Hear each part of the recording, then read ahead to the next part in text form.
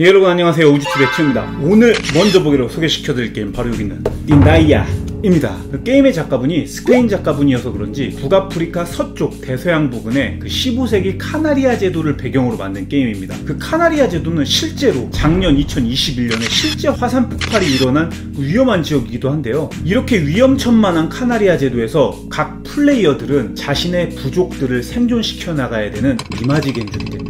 물론 처음에는 보시다시피 평온하고 지상 낙원이라고 불릴 정도로 자원도 풍부하고 아주 행복하게 잘 살아가고 있는데요. 하지만 이후에 이 땅의 자원을 노리고 온 이 침략자들의 공격도 막아내야 되고, 이 땅에 일어나는 재앙인 화산 폭발이라든지 그 쓰나미들의 재앙도 피해야 되며, 그리고 이 섬의 두 신인 아코랑과 모네이바에게 재물을 바쳐가면서 부족을 지켜내야 되는 생존 게임입니다. 실제 3라운드 동안 라운드가 끝날 때마다 생존 조건을 체크하게 되는데요. 그 여러 가지의 생존 조건들 중에 단 한 가지라도 조건에 실패하게 되면 게임은 그냥 종료가 되게 되는 굉장히 엄한 게임입니다. 테마가 테마니만큼 협력 게임을 베이스로 진행이 되게 되고요. 생존을 함에 있어서 누가 더 기여를 하였는가에 따라서 이렇게 연대 점수를 얻어서 가장 높은 점수를 얻은 사람이 승리하는 지배 모드로도 즐길 수 있습니다. 그리고 협력 모드에서는 물론 당연하지만 1인풀 솔로 플레이도 지원을 하고요. 각 플레이어들 중에 선착순으로 단 한 명만 쳐들어온 정복자 편에 투항을 해가지고 그들이 이 섬을 지배할 수 있게 도와주는 배신자가 추가된 배신자 모드로 즐기실 수도 있습니다. 그 배신자 모드는 약간 비대칭으로 게임을 즐길 수 있기 때문에 또 색다른 재미를 선사해줘요. 개인적으로는 이 게임의 룰 숙지 여부가 게임의 흐름이라든지 재미에 큰 영향을 미칠 수 있기 때문에 협력 모드로 다같이 게임을 즐겨보시다가 룰을 제대로 숙지하고 난 뒤에 지배 모드, 그리고 그 이후에 배신자가 추가된 배신자 모드로 그렇게 순서대로 즐기시는 것을 추천드립니다. 그리고 처음 세팅할 때와 더불어 룰북을 보실 때 보면 굉장히 난감해 하실 수도 있는데요. 이 비슷한 테마의 게임인 정령섬을 재밌게 하셨던 분들이라면 충분히 이 틴다야도 부담없이 숙지하실 수 있을 거라 생각합니다. 난이도뿐만 아니라 그 섬에 침략자가 들어와서 섬을 지배하는 것을 막아내는 그런 디펜스 형식의 테마 때문에 정령섬과는 또 비교가 될 수 있는데요. 정령섬은 아무래도 독특한 캐릭터의 능력 카드를 활용하고 각 플레이어들 간의 연계 콤보를 활용해서 침략자들을 한 번에 막 몰살시켜버리는 그런, 영어로 말하면 슬래셔 무비? 그런 느낌에 가깝다면, 이 틴다야는 다양한 위험 요소들을 각 플레이어들 간에 상의해 나가면서 힘겹게 하나하나를 막아내가는 그런 희열이 있는, 어떻게 보면 약간 드라마 장르에 비슷한 게임이라고 보실 수 있어요. 또 이게 보시다시피 아이콘으로만 다 배치가 되어 있는데요. 1라운드를 한번 진행해 보시고 난 뒤에는 플레이의 속도가 대폭 빨라지는 것을 느끼실 수 있습니다. 각 플레이어들 간에 자신만이 갖고 있는 핸드라든지 카드의 지문을 읽어야 되는 그런 요소들이 없기 때문에 게임이 굉장히 오픈된 정보로 쾌적하게 흘러가고요. 반면에 말하면 협력관계 게임에 있어서 어떤 특정 한 명의 알파 플레이어가 모든 것을 통제할 수도 있다는 뜻이기도 합니다. 그렇기 때문에 저는 오히려 동맹 모드를 즐길 때는 한 명의 룰마스터가 모두 다 룰을 제대로 숙지할 수 있도록 도움을 주고 지배 모드로 즐기실 것을 추천드려요. 게임은 이렇게 참조 책자를 따로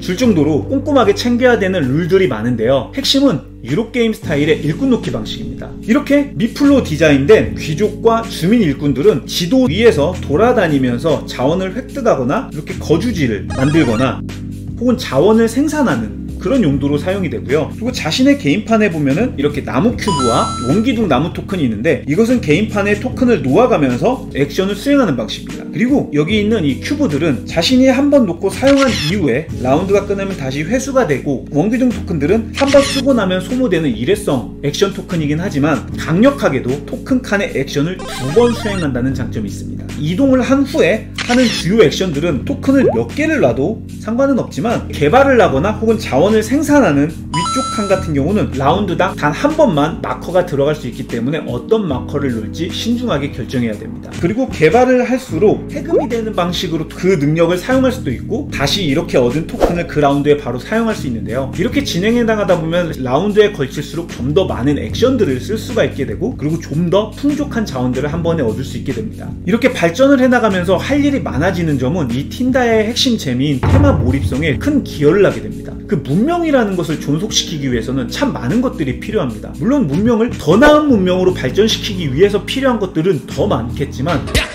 이 틴다야에서는 오로지 생존 그 하나에만 포커스를 두고 있습니다. 때문에 게임 내에서도 필요한 자원 모두가 그 생존에 연결돼 있고, 여러가지 이 자원의 테크 자체도 마치 그 RPG 게임의 스킬 트리를 타는 것처럼 다양한 구조로 연결이 되어 있는 점이 굉장히 재밌습니다. 그리고 그 자원마다 독특한 사용처, 그리고 어떤 효과가 있는지도 이 보드판에 이렇게 그림으로 아이콘화가 되어 있어서 처음에는 잘 이해가 되지 않더라도 한 라운드만 즐기고 나면 이 자원은 어떤 능력이구나가 한눈에 들어올 수가 있어요. 그리고 영리하게도 각 자원들이 어떤 토큰이나 미풀로 제공되는 게 아니라 이렇게 원형 디스크로 해당 자원 위에 올려놓으면 이 자원이 곧 그 자원을 의미하는 식으로 사용이 되게 됩니다. 그래서 사용할 경우는 이렇게 빼내면 되는 것이죠. 놓을 수 있는 자원과 얻을 수 있는 자원은 제한이 없습니다. 그래서 굉장히 풍족한 자원을 얻을 수 있는 게임이라고 할 수 있는데요. 그 풍족하게 자원을 얻는 것 또한 효율적으로 잘 얻어내야 됩니다. 그것이 중요한 이유는 바로 이 게임의 핵심잼인 신의 분노 때문입니다. 대지의 재앙을 일으키는 아코라, 그리고 바다의 재앙을 일으키는 모네이버, 이 두 신들에게 각 라운드마다 해당 재물을 바쳐가면서 이 신의 분노를 조절해야 됩니다. 신의 분노 단계에 따라서 신이 이 맵에서 일으키는 재앙의 정도가 규모가 달라지는데요. 게임은 이 신들에게 자원을 바쳐서 아무리 싸바싸바를 잘해도 무조건 이 섬에서 재앙이 일어나게 되는데요. 우리가 할 수 있는 것은 최소한 예언가들에게 불을 바쳐서 어디서 재앙이 일어나는지, 그리고 어떤 재앙이 일어나는지를 미리 알고 그 재앙을 최소화하는 정도까지만 할 수 있습니다.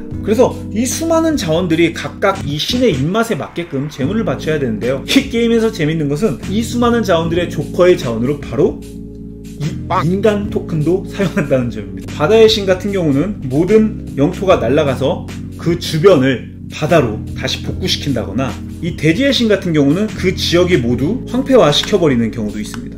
그리고 각 부족들은 자신의 액션 때 침략자들과 전쟁을 할 수도 있는데요. 이 게임은 운적인 요소로 주사위를 던져서 전투를 하는 게 아닌 단지 침략자의 머릿수만큼 우리 부족이 있거나 아니면 이렇게 공격용으로 사용할 수 있는 아이템을, 도구를 사용함으로써 이 침략자들을 포로로 잡아들일 수 있습니다. 그리고 이렇게 잡은 포로는 필요할 경우는 이렇게 슉 화산에 던져서 조커로 사용하시면 됩니다. 자원이 많이 필요하다고 해서 우리가 이 자원을 무분별하게 계속 수확해서 채워넣어서는 안 됩니다. 각 섬마다 마지막 자원 토큰 한 개는 꼭 남겨야 하며, 인원별로 자원 토큰을 얻을 수 있는 횟수도 제한이 되어 있습니다.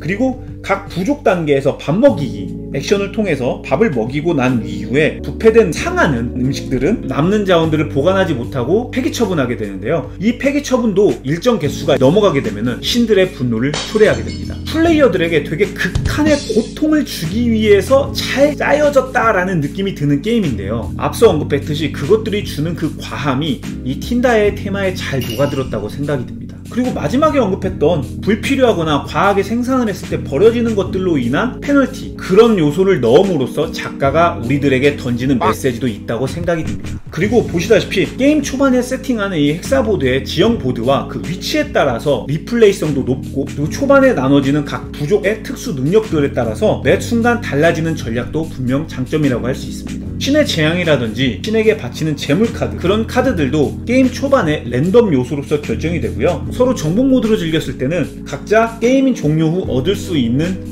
미션 카드들도 랜덤으로 제공이 됩니다. 자원을 바친다거나 특정 액션들을 했을 때 자신의 연대 점수를 얻게 되는데요. 그렇게 연대 점수를 아무리 얻더라도 협동 모드에서 배웠듯이 생존 조건을 만족시키지 못하면 결국 모두 다 패배하게 됩니다. 간혹 내가 질 바에 그냥 트롤링을 하는 그런 플레이어가 나올 수도 있지만, 없는 플레이어들과는 게임을 하면 안 되겠죠.